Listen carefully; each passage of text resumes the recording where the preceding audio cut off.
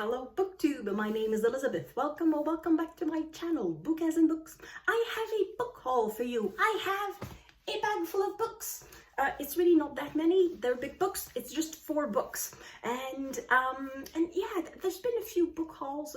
Well, there's always book hauls on BookTube, so I cannot say that recently there's been more than usual. Perhaps I've watched more than usual, but I've seen quite a few book hauls, and I haven't been influenced at all because I buy books because I like buying books. It's not because other people buy books and I feel like I have to compete or retaliate or respond. It's really just, it's such a fun activity. I like buying books. It is very relaxing. This weekend is the first time in quite a while. Well, no, not that long ago, but in the past 2 or 3 months, I've spent the majority, the overwhelming majority of my weekends at my parents' place, at least a day, and so that means I didn't have a lot of time to relax, because on weekdays I'm working, and then on the weekends I was helping my parents, so it didn't leave a lot of time to relax. So this weekend I'm in Ottawa. I have nothing on my schedule, so I decided to go for a bookshop crawl. Not a big one, just a small one. At first I thought it would be 2 bookstores, and then before. By the way, if you're just interested in the books, I will leave a timestamp to when to the point where I show you the books. Before that, you'll get a little story, because yeah, my bookshop crawl did not go as I expected. So I googled I googled used bookstores Ottawa, because I wanted to have the addresses, because there's one of them that I knew existed, but I had never been before, so I just wanted to have the exact address. And then, and also I wanted the opening hours, because sometimes they have weird opening hours. Some don't open on, there was one that didn't open on weekends because it was near the university, so there were no students on the weekend, so it just did not bother to open. Now it's completely closed, so that's the other thing I wanted to check, whether these bookstores that I knew existed were still open. Anyway, I googled that, and to my surprise, 3 bookstores came up. Real close to one another, within walking distance of where I am. So I decided, okay, that's going to be my bookshop crawl. I'm going to go to these 3 used bookstores. I'm going to support them and buy 1 book at each of the bookstores. So, and of the 3 bookstores, there's only one that I had been before and that I knew existed and is a good used bookstore. The other 2, one of them I knew existed, and the other one was brand new to me. So I thought, wonderful.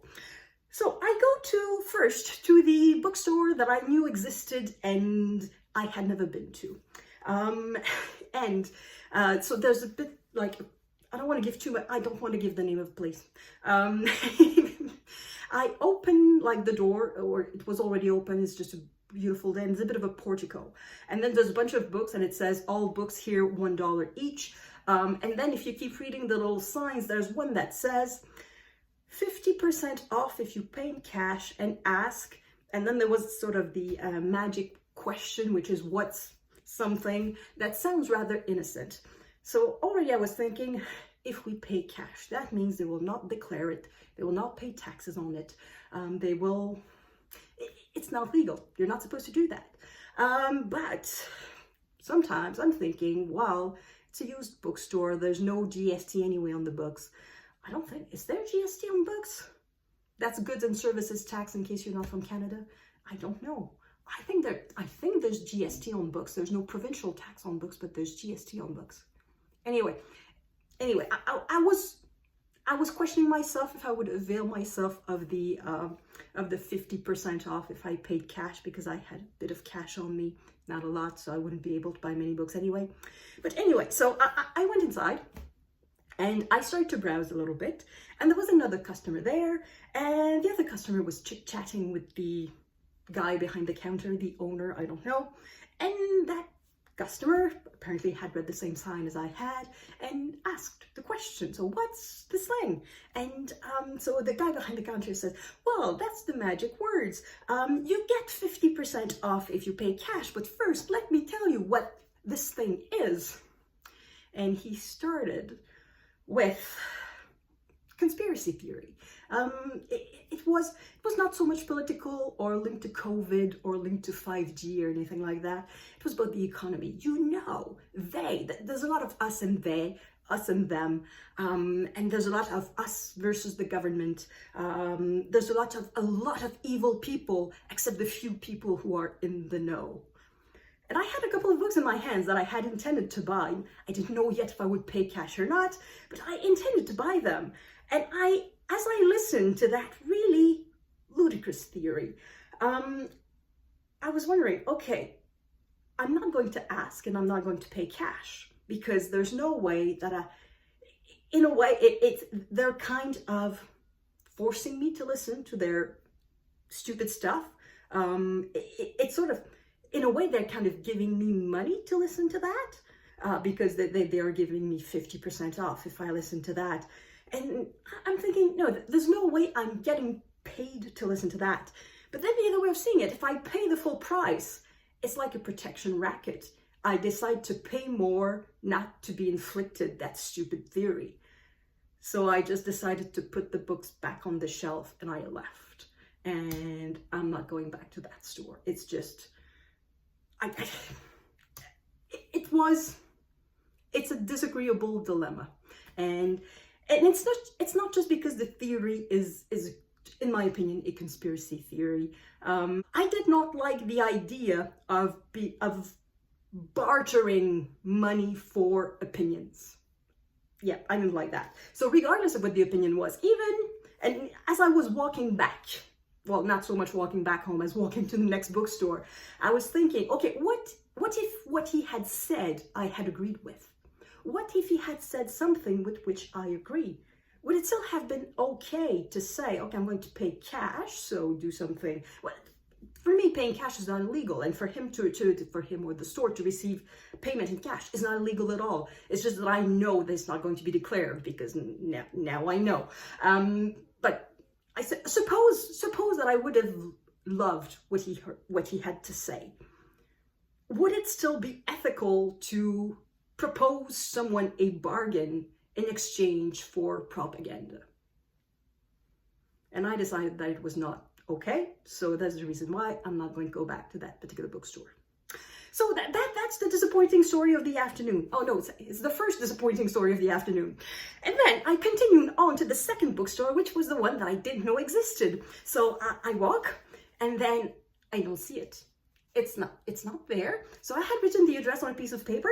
So once I get to the next street, I just turn around, look at my little piece of paper. Okay, it's supposed to be there, and it's not there. It's not there. It's just that there's a shop of some sort. There's a sign on it, and there are how do you call them? Blinds, like hiding completely what's inside. I can see kind of a couple of chairs there, so it looks like some business of, I don't know, an accountant or something. It doesn't look like a bookstore at all, so the bookstore just doesn't exist. So I don't know what it's doing there on Google, saying that it's a bookstore. It's not. So on to the third bookstore that I knew existed and that I knew was good and that I knew was not owned by a crackpot. Sorry to say. Anyway, so, and this is what I bought.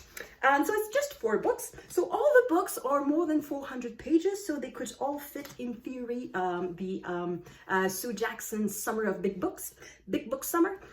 So they could all fit the challenge if I read them. I'm going to get them out of the bag first.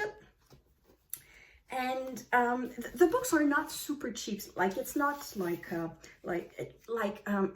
when Steve Donahue goes to the Brattle bookstore and there's a big parking lot full of books at $1, $3, and $5. There were some books at $5, Canadian dollars, the ones that were on the table outside, and it was 3 for $10. There was a lot of things about Shakespeare, so I was thinking about it, but somehow I was not in the mood for Shakespeare. So I decided to go inside, see what they had. And they had so much great stuff. It's a teeny tiny place. So that's what I'm going to say the name of the place. It is called All Books. And it is right next to the Bytown Cinema. So if you're ever in Ottawa, you go on Rideau Street. It's not the nicest street to walk on. I have to admit, it's a bit dodgy at times. But during the daytime, it's not dangerous. It's dodgy, but it's not dangerous at all. You're not going to be attacked. Well, I suppose there are pickpockets, but there are pickpockets everywhere. Though I don't think there are that many pickpockets. It's just that you'll see homeless people a lot, and you'll see probably drug use right on the street. It's freakish. And you'll see sometimes people in tents. You'll see, yeah, there's a lot of homelessness on Rideau Street, but it's not Skid Row, so you can go there. Don't worry about it. So if you're ever in Ottawa, there's Parliament Hill, and then you go in towards the Rideau Centre, and then you keep walking towards in front of the tattoo shops and the payday loan shops and things like that. And at some point you'll get to the nice cinema and the little bookstore just right next to it, which is basically just a hole in the wall. But it was a lot of fun just to browse the shelves because they are packed full, and it's packed full of great books. So without further ado, finally, after 10 minutes of speaking, the books that I bought. So I'll start with this one because I literally started with this one, as you can see. So this is Condé Nast Traveler, the Book of Unforgettable Journeys. So great writers on great places, and on the cover we have some samples of titles of authors and the places they have visited and written on. So we have Patricia Storis, I think that's how it's pronounced, on Provence, Pico Iyer on Iceland, Robert Hughes on Barcelona, Simon Winchester on the Philippines, Russell Banks on the Everglades, Nicole Krauss on Japan, Shirley Hazard on Capri, Edmund White on Jordan, and Edna O'Brien on England. Ooh, look, that's Jane Austen. That's a portrait of Jane Austen. And I started reading it because on my way back it was rather warm, so I stopped by a coffee place to buy a refreshing beverage, and I started to read it while I was waiting for my beverage. And yes, I carry little post-its in my purse precisely for emergency situations, so that I can mark the interesting places when I'm not home. So for example, I've had time to read the first essay, which is on by Francine Prose, and it is on Prague. It was written in 1995. So there's just one sentence. With its profound, unstable beauty, always at the point of crumbling, its penchant for amazing me as I turn a corner to discover a shockingly handsome square, or palace, or statue, or garden, Prague keeps looking like Venice, while it is acting like Eastern Europe. So I suppose that now 30 years later, 1995, that's already 30 years ago, Prague is a lot less Eastern Europe and much more Western Europe, I think, because I think the Czech Republic was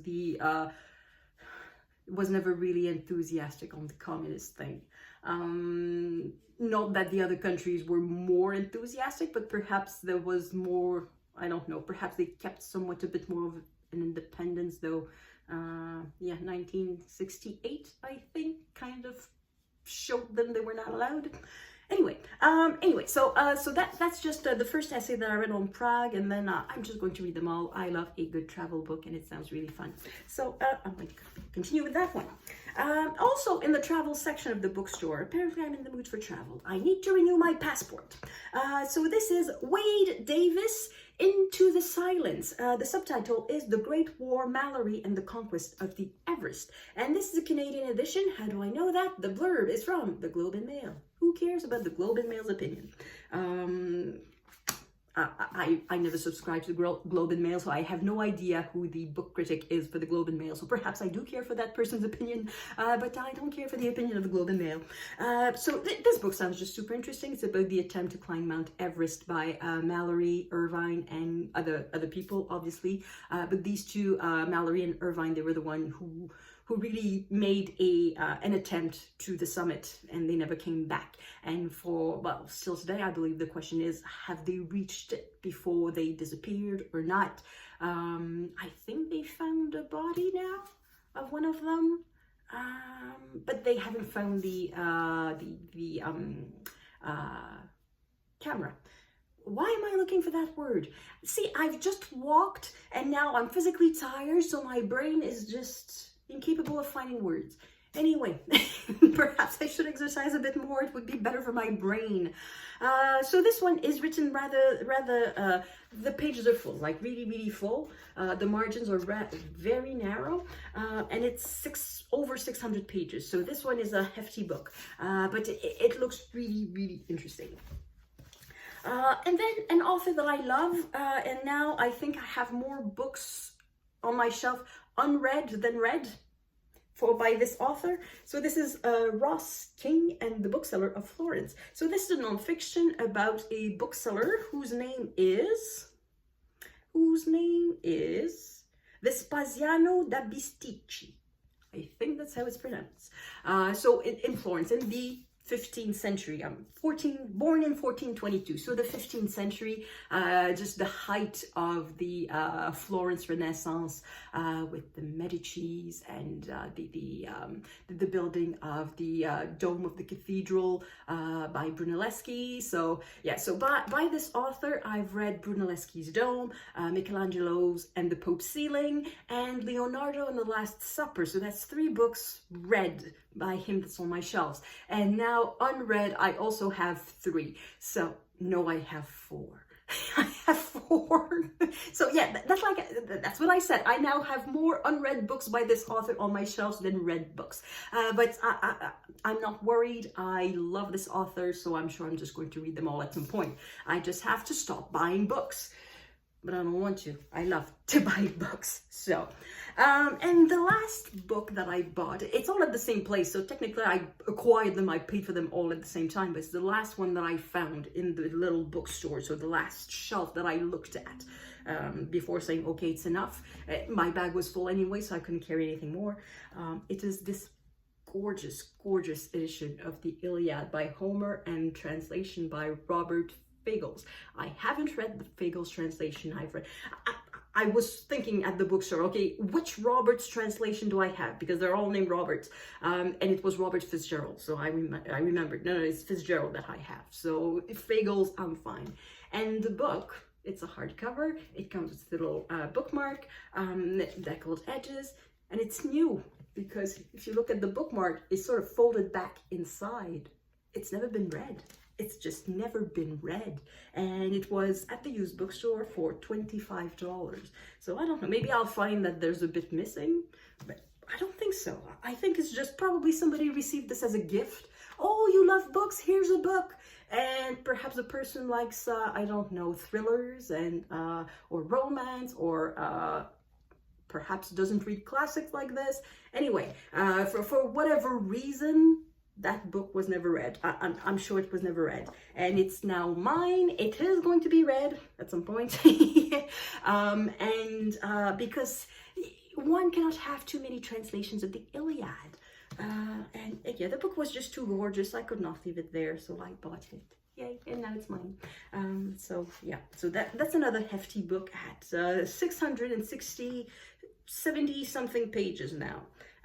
Including all the extra material. So at the end, there's a pronouncing glossary, and at the beginning there were maps. There's a big introduction. I'm pretty sure there's a note on translation because there's always something on that subject in classics translation. So maps, another map, and again another map. So yeah, okay, that's it. 3 maps. So that's just I don't know. It's the sort of amazing finds that I love in used bookstores. So it's not a book that is rare. You will find Fagles translation just pretty much in any used bookstore because thousands, tens of thousands of them were printed in the Penguin Deluxe Edition and in hardcover and all of that. But this one is new. It's new. It's not in a plastic wrapper, but it could be. It's just brand new. So anyway, that made me happy. So that's it. That's the 4 books that I bought and that I am going to read. I don't know when. I'm not going to say before the end of the summer. I'd love to be able to say that, but I have plenty of books there just waiting for me. Yeah, the first couple there. Well, this one, Gilgamesh, I've read it. Now there's a bunch of red books. The pile in the middle, that's all red. But the one next to it, like the manuscripts, it's not read yet. And that was my first book haul of the year, I think, sometime in January, I think. I think I bought it at the end of January. The bookstore was having its annual, I'm losing my words. When they count all the books that they have inventory. So they were having their inventory and they decided just to sell as many books as they could before that to save themselves some trouble. So there was 20% off every book in the bookstore. So that was one of the books that I bought. And the other, I think, oh, I have another Iliad there that I have just started. That's Emily Wilson's Iliad. So that one, I don't remember if I bought it at that particular bookstore, if I bought it, because there's also Chapters Indigo. They have a 30% off hardcovers between Christmas and New Year's. Generally, they do that. So I think that's when I bought it. So that one was 30% off. So yeah, I finished book 1 and 2. Oh, well, I have 2 copies of the Iliad. Let's compare the first few lines. Why not? So with Emily Wilson, it starts, "Goddess, sing of the cataclysmic wrath of great Achilles, son of Peleus, which caused the Greeks immeasurable pain and sent so many noble souls of heroes to Hades, and made men the spoils of dogs, a banquet for the birds, and so the plan of Zeus unfolded, starting with the conflict between great Agamemnon, lord of men, and glorious Achilles." So that's the beginning in this one. And in this one, it starts, there's dust flying from the book. Poor book. It wasn't loved. I'm going to love you, book. You're not going to be dusty. So it starts, "Rage, goddess, sing the rage of Peleus' son Achilles, murderous, doomed, that caused the Achaeans countless losses, hurling down to the house of death so many sturdy souls, great fighters' souls, but made their bodies carry on feasts for the dogs and birds, and the will of Zeus was moving towards its end. Begin, muse, when the two first broke and clashed, Agamemnon, lord of men, and brilliant Achilles." Oh, so here Achilles is brilliant, and in Emily Wilson, he is glorious. I can live with that. I don't mind either way. So anyway, that's it. That's it for me. And let me know in the comments if you've read these books, or just talk to me. And I will see you in the next video. À la prochaine.